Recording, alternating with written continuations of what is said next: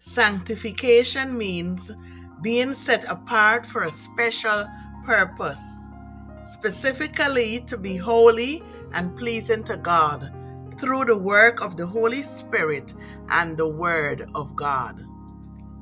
It is not a one-time event, but a continuous process of growth and transformation where believers are progressively made more like Christ through the power of the Holy Spirit and obedience to God's Word.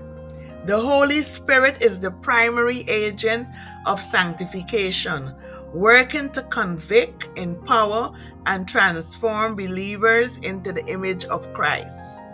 The Word of God is another key instrument in sanctification as it reveals God's truth and helps believers to understand and apply His will in their lives. Sanctification is essential for living a life pleasing to God and for entering God's presence. So, the community of believers, through prayer, encouragement, and accountability, also play a role in the sanctification process.